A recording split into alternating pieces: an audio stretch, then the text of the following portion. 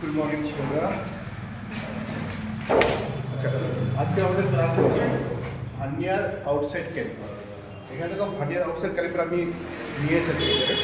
এটা হচ্ছে ফিক্সড জ, এটা হচ্ছে মুভেবল জ, আর এইটা হচ্ছে ক্ল্যাম্পিং স্ক্রু বা লকিং স্ক্রু বলতে পারি আমরা। আর এইখানে যেটা নিচে আছে এটা হচ্ছে ফাইন অ্যাডজাস্টেবল স্ক্রু। এটা হচ্ছে ফাইন অ্যাডজাস্টেবল স্ক্রু। আর এটাকে আমরা বলি বিম। আর এখানে দেখো মেইন স্কেল আছে, এখানে মেইন স্কেল 1, 10, 10, 20, 30, 40, 50 এরকমভাবে। এই যে যেহেতু 150 mm এটা রেঞ্জ এই মাইক্রোমিটারের ভার্নিয়ারের, তার জন্য দেখো 150 লেখাই আছে এখানে, এর রেঞ্জ হচ্ছে 150। এটা হচ্ছে মেইন স্কেল 10-20 থেকে 150 পর্যন্ত। আর এখানে দেখো এইটাকে বলে ভার্নিয়ার স্কেল। এই যে নিচের যে অংশটাকে দেওয়া আছে দেখো 0.1, 0.2, 0.3 এরকম করে 10 ভাগে ভাগ করেছে 1 mm-কে। এটাকে বলছি আমরা ভার্নিয়ার স্কেল। এখানে দেখো তাহলে ইন্টারনাল, এটা হচ্ছে ফিক্সড ওয়ার মধ্যে দেখো এটা আমরা ব্যবহার করছি ইন্টারনাল কোনো ডায়ামিটারকে মাপার জন্য ইন্টারনাল মেজারমেন্টের জন্য আমরা ইউজ করছি। আর এটা হচ্ছে আউটসাইড মেজারমেন্ট, যেগুলো হয়তো যেগুলো আমরা বারকে আমরা যখন আউটসাইড ডায়ামিটার মাপবো তখন এভাবে আমরা মাপবো। এটা হচ্ছে আউটসাইড, ঠিক আছে? তাহলে একটা হচ্ছে ইনসাইডের জন্য ব্যবহার হচ্ছে, একটা আউটসাইড। আর এটাকে আমরা ডেপথ গেজ বলি। যদি কোনো ডেপথ মাপ হয়, তো ধরো এরকম একটা কোনো অংশ আছে, এই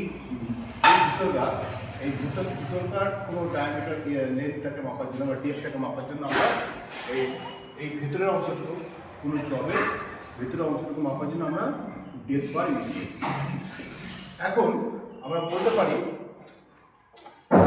আরেকবার দেখে নাও। তাহলে এটা হচ্ছে এটা ফিক্সড জ, এটা মুভেবল জ, লকিং স্ক্রু, হ্যাঁ, এটা ফাইন অ্যাডজাস্টেবল স্ক্রু, এটা ডেপথ বার বা ডেপথ গেজ। আর এইগুলোকে আমরা বলছি, এটা হচ্ছে মেন স্কেল আর এটা হচ্ছে ভার্নিয়ার স্কেল। এইখানে তো আমি তোমার সব লিখে দিয়েছি। এখন তোমাদের মেন যেটা আমাদের দেখতে হবে যে ভার্নিয়ারটা আমরা ইউজ করবো কী করে।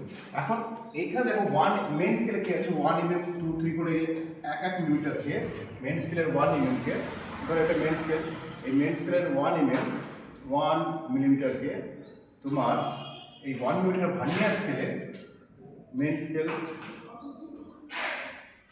আর ভার্নিয়ার স্কেলে 1 mm-কে এখানে দেখো কত ভাগে ভাগ করেছে, 0.1, 2, 3, 4 এরকম করে 10 ভাগে ভাগ করেছে।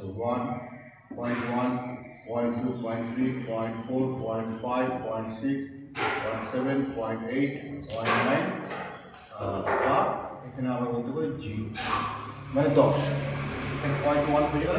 তাহলে আমরা এখানে কী বলছি, 1 mm-কে একটা 1 mm-কে ভাগ করলো, দেখো 10 ডিভাইডেড ভাগ করলো, তাহলে একটা মাপছে 0.0, একটা 0.1 mm। তাহলে এই 1 মিলিমিটার মেন স্কেলের এই 1 মিলিমিটারকে এখানে দেখো মেন স্কেলের এই 1 মিলিমিটারকে এখানে ভার্নিয়ার স্কেলের 10টা ভাগে ভাগ করতে হবে। তাহলে এক একটা ভাগ যেহেতু এখানে 0.1 আছে, এখানেও দেখো আমরা এখানে যে 0.1, 0.2, 0.3, 0.4, 0.6, 0.7 এরকম করে 10 ভাগে ভাগ করে দিয়েছি। এখন আরেকটা জিনিস খেয়াল করবে, এটা কোনো 0.1 1 মিলিমিটার যেহেতু 10 ভাগ আছে, তাহলে একটা ভাগের অংশ হচ্ছে 0.1 মিলিমিটার, ঠিক আছে?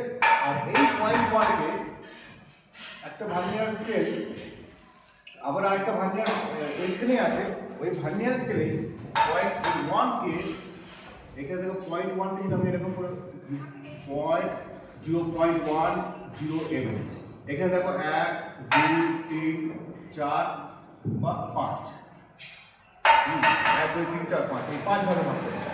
এক একটা ডিভিশনকে 1, 2, 3, 4, 5 ভাগে ভাগ করেছে, মানে 0.1-কে এখানে 5 ডিভিশনে ভাগ করেছে। 0.1 mm-কে এখানে আবার 5টা ভাগে ভাগ করলো, 0.02 mm। এটা হচ্ছে লেস কাউন্ট, ঠিক আছে? তাহলে যদি আমরা বলতে পারি যে ভার্নিয়ার ক্যালিপার্সের লেস কাউন্ট হচ্ছে সব থেকে 0.02। তাহলে কোনোদিন আছে যে ভার্নিয়ার ক্যালিপারের লেস কাউন্ট কত, প্রশ্নে আসে ভার্নিয়ার ক্যালিপারের লেস কাউন্ট 0.02। আর তোমাদের পরীক্ষা এই অল পার্টসগুলো দেখে নেবে, অল পার্টসের নাম, পরীক্ষার সময় যে কোনো পার্টসের নাম তোমাদের লিখতে হতে পারে, বা কি পার্টস দিতে হতে পারে, যে কী কী কতগুলো পার্টস আছে, কী পার্টসের নাম। আর এই মেইন স্কেলটা দেখে নেবেন ভালো করে, যে যদি 150 রেঞ্জ হয় তাহলে মাইক্রোমিটার 150 এই এক মেইন স্কেলের এক মিটারকে এখানে 10 ভাগে ভাগ করেছে। আবার এই 10 ভাগে ভাগ করে একটা ভাগ হচ্ছে 0.1, আবার এই 0.1কে ভার্নিয়ার স্কেলেই আবার 5 ভাগে ভাগ করেছে, তাহলে একটা ভাগ হচ্ছে 0.02। তাহলে এই অংশটা আমরা যদি লিখি তাহলে 0.002, আবার পরের অংশটা 0.04, 0.06, 0.08, তারপর 0.1 মানে 0। তাহলে তাহলে প্রথম ভাগটা হচ্ছে 0.02, তারপর 0.04, 0.06, 0.08 এরকম করে ভাগ করতে থাকবে। তাহলে যদি আমরা এখন জানতে পারলাম, তাহলে মেন স্কেলটা গেল 1 মিলিমিটার কে আমরা ভার্নিয়ার স্কেলকে 10 ভাগে ভাগ করলাম 0.1, আবার সেই 0.1কে আবার 5 ভাগে ভাগ করেছি, তাহলে একটা ভাগের অংশ হচ্ছে 0.02 mm। এটা হচ্ছে লেস কাউন্ট, এটিকে আমরা সাধারণত লেস কাউন্ট বলি। আর এটাই হচ্ছে অ্যাকুরেসি অফ দ্য ভার্নিয়ার ক্যালিপারের সবচেয়ে লেস কাউন্ট। এটাই হচ্ছে অ্যাকুরেসি। আমরা কত অ্যাকুরেসি সবচেয়ে সূক্ষ্ম কত মাপে আমরা মাপতে পারবো, এটা হচ্ছে 0.02 mm। তাহলে ধরো তোমাদের যদি কোনো মাপ বার করতে হয়, মেবি যদি একটা দেয়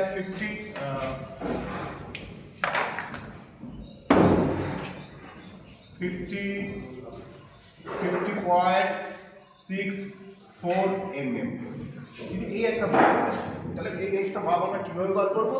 তাহলে 50 mm মাপটাকে আমরা এই 50 হচ্ছে এটা মেন স্কেলে যাবো, মেন স্কেলে দেখো 10, 20, 30, 40, 50, এইটা হচ্ছে 50। হ্যাঁ, আর 50 মার্কস আমরা বার করবো। তাহলে এখানেও দেখে নাও, এখানে দেখো 10, 20, 30, 40, 50, তাহলে এই প্রথমে আমরা 0 করে মেন স্কেল আর ভার্নিয়ার স্কেল 0 করে নিলাম, করার পর দেখলাম হ্যাঁ সব ঠিক আছে, এরর নেই, তাহলে আমরা এখানে 50-তে চলে গেলাম। তাহলে একদম আমরা এই মাপটা হলো 50। মেইন স্কেলের এইখানে 0 যে দাগটা আছে মেন ভার্নিয়ার স্কেলের সঙ্গে পুরো সমান্তরাল থাকবে, তাহলে এটা 50 মার্কস। তাহলে প্রথম হচ্ছে মেইন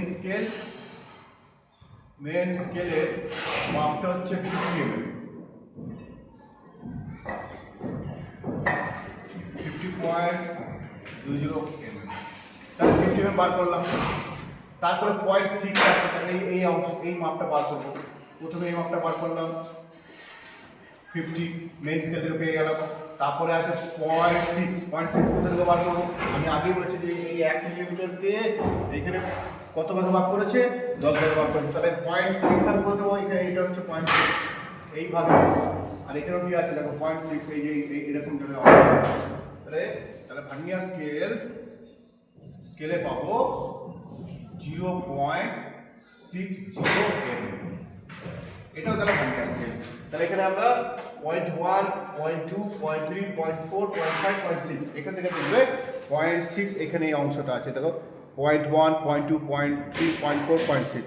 তাহলে আমার এই 0.6-এ গিয়ে পরের যে ঘরের অংশটা, এই 0.6-এর পরের যে 0.6-এর সঙ্গে সমান্তরাল হবে মেইন স্কেলের পরের যে দাগটা, সেটা মিলবে। কোন দাগ মিলবে আমরা অতটা বলতে পারবো না, বাট আমরা পরের দাগটাতে মিলাবো, কারণ ভ্যারাইটিস দাগে মিলতে পারে মেইন স্কেল আর ভার্নিয়ার স্কেলে।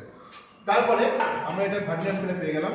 তারপরে আবার ভার্নিয়ার স্কেলেই আমরা পাবো এই 0.04 এখন দরকার এই মাপটা পেতে গেলে। তাহলে 0.04 কোথা পাবো? 0.04 mm টা কোথা পাবো? আমি আগেই বলেছিলাম যে 0.1টা আবার 5 ভাগে ভাগ করেছে, এই 5 ভাগের অংশ এখানে দেখো 0.1, 0.4, তাহলে দ্বিতীয় অংশটা। তাহলে এখানে যে 6-এর পর এখানে ধরো আমি 0.6 বার করেছি, তাহলে 6 এখানে 6 আছে 0.6 এর পর প্রথম ঘর, দ্বিতীয় ঘর, এই দ্বিতীয় ঘরে 0.04 mm এই অংশটা, এই দ্বিতীয় ঘরের অংশটা এখানে আমি দিয়েছিলাম, দেখতে পাচ্ছি ভার্নিয়ার স্কেলে এখানে আছে দেখো 6.1, 2 এই দ্বিতীয় ঘরের অংশটা আমরা মিলাবো। তাহলে আমার পুরো মাপটা করলাম 50.64 mm।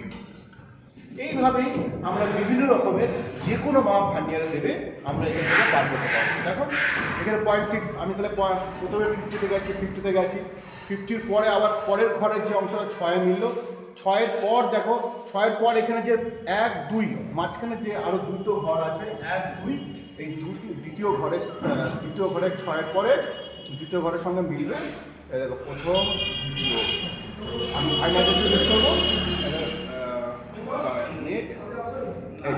আমরা এখান থেকে দেখো খুব সুন্দর ফাইন অ্যাডজাস্টমেন্ট করার জন্য আমরা ইউজ করবো। এখানে 6 বক করলাম, তাহলে 50.6, 6-এ 6-এ নিয়ে গেলাম, তারপরে 0.6। এবারে আপনার ওখানে ওপরে যে লকিং স্ক্রুটা লক করবো। এটা আমরা ফাইন অ্যাডজাস্টমেন্টের জন্য ইউজ করি, কারণ হাতে সবসময় আমরা এক্স্যাক্টলি জায়গায় সেই মাপ বার করতে পারি না, ওই জন্য আমরা এইভাবে মাপ বার করবো।